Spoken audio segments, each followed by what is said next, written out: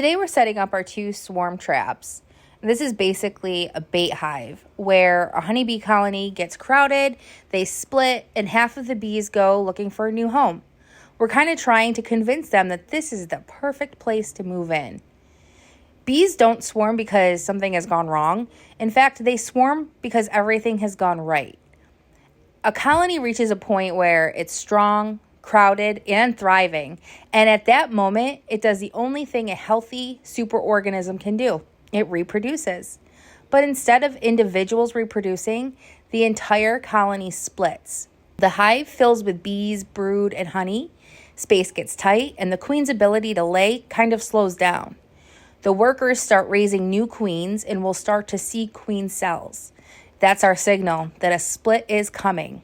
About half of the bees will leave with the original queen, and they'll cluster somewhere nearby temporarily. Scout bees search for a new home. They're looking for exactly what our swarm trap offers, a dry, protected space that smells right. So swarming is less like an emergency and more like a planned expansion. So what we've done is we've loaded each swarm trap with 5 frames, and we're scraping wax onto each frame. That's huge because bees don't want to start from scratch if they don't have to. Wax smells like home.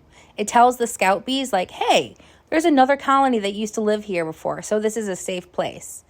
It also gives them a head start. Less energy building comb, more energy getting established. Next, we're going to use Swarm Commander. This is basically a pheromone lure that mimics the scent that scout bees are looking for when they're house hunting. So instead of just hoping that they find our swarm box, we're actually pulling them in. So between the wax frames and the lure, we're stacking the odds in our favor. Now it's just about placement, getting these up in a good spot and letting the bees do their thing. And then we just kind of wait. It could be a week, it could be a month, but if we did this right, one day we'll open these up and they'll be full of bees.